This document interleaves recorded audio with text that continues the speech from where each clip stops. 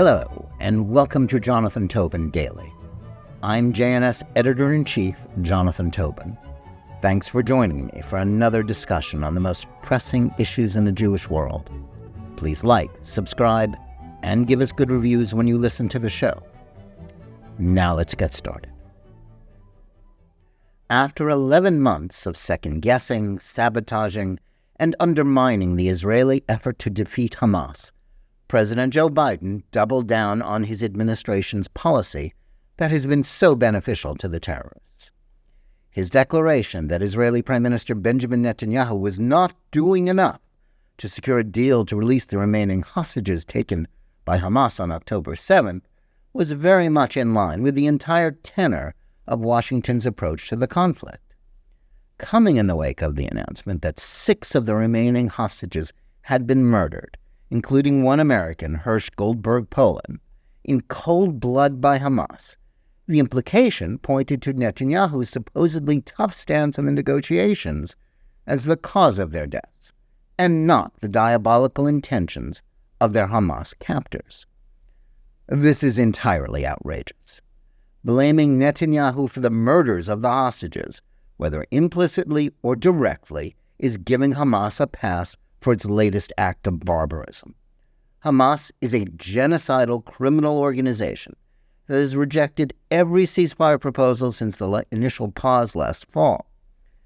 The idea that Netanyahu is somehow responsible for their crimes because he hasn't abandoned the effort to ensure that October 7th cannot be repeated, as it most certainly would be if conditions like an Israeli withdrawal from the Gaza Strip or even just crucial points in the Gaza Strip, like the Philadelphia corridor along the border with Egypt, is sheer madness. Yet in understanding the pressure campaign being mounted on the Israeli leader by the administration, it's important to grasp one key fact about this controversy. Though liberal corporate mainstream media outlets like the New York Times, the Washington Post, and CNN conflate Washington's anti-Bibi campaign with Israeli protests against the Prime Minister, that is a deliberate misreading of the situation. The Israeli protests have gotten considerable publicity and are supported by the country's left-wing establishment that still resents Netanyahu and his nationalist, religious, and Mizrahi supporters.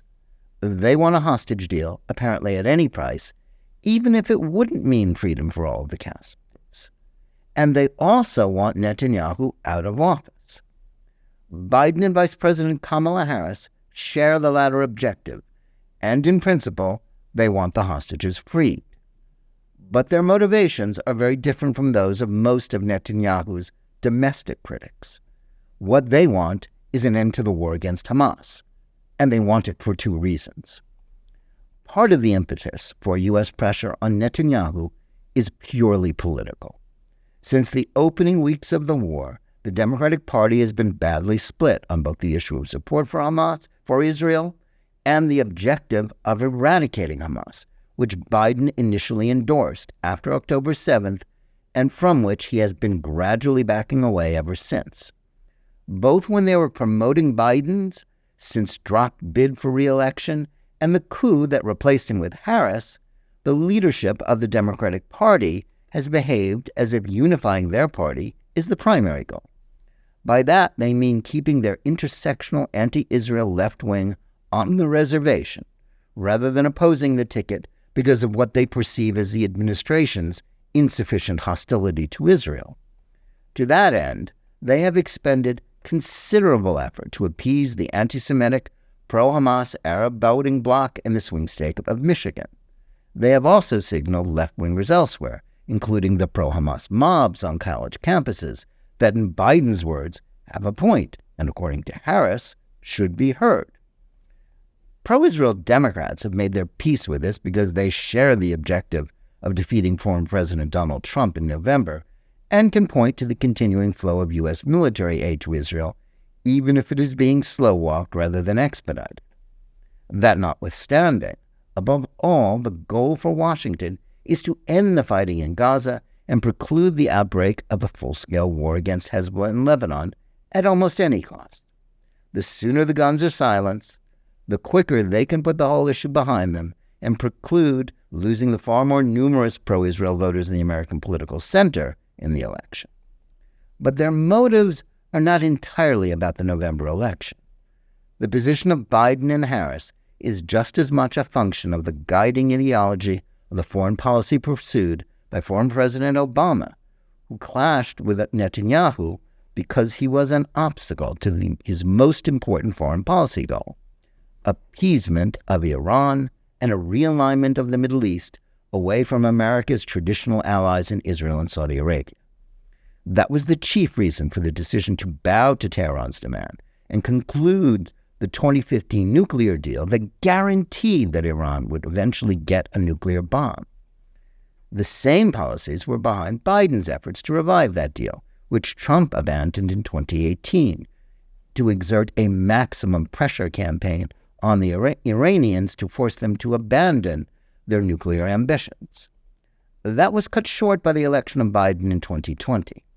Even when Biden's effort to revive it failed, since the Islamist regime felt it could get closer to its objective by not signing an even weaker deal than the one Obama had embraced, the Obama alumni who ran American policy since January 2021 still stuck to the same theme. That's why they pressured Israel, then under the administration of Naftali Bennett and Yair Lapid, to appease Hezbollah by surrendering natural gas fields along the border with Lebanon.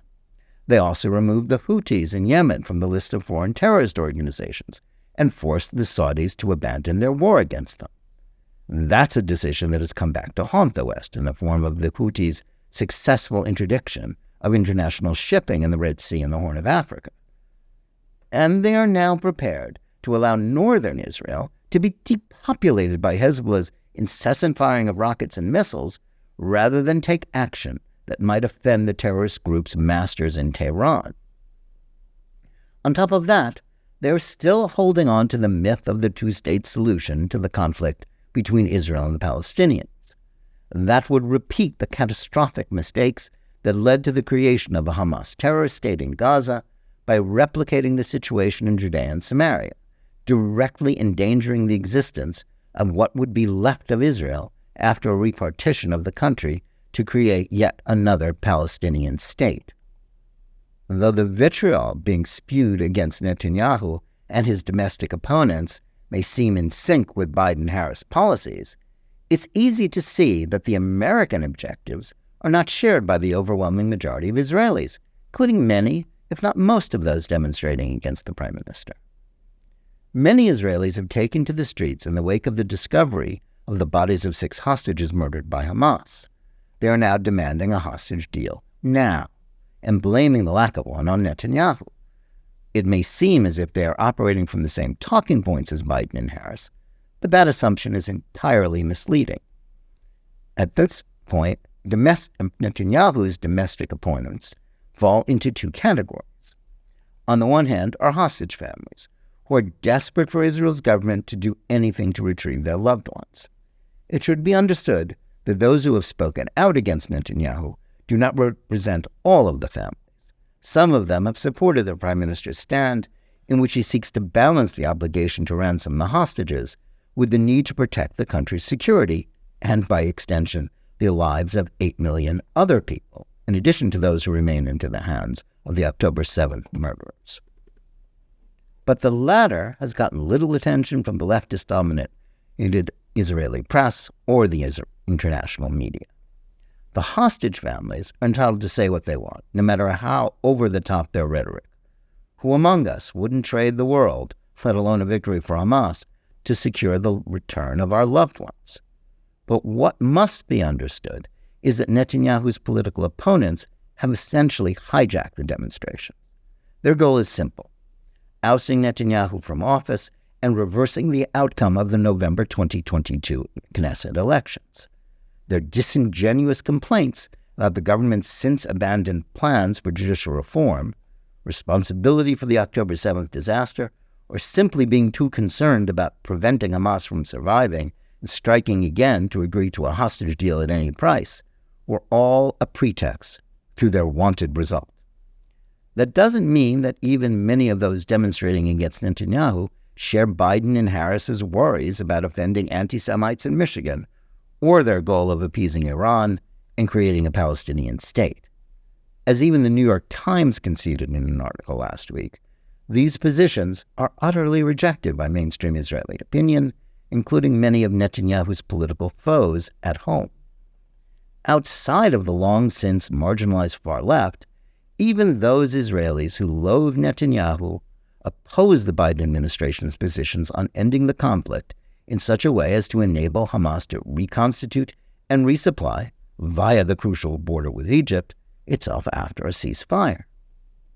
Most Israelis understand that had Biden stuck to his initial position of strong support, the defeat of Hamas would have been made possible and accomplished faster, and at the cost of fewer lives on both sides.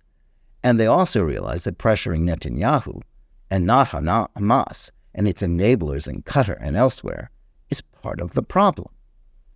By pursuing its vendetta against Netanyahu, rather than supporting Israel, the administration has undermined U.S. interest in the region and given aid and comfort to the terrorists.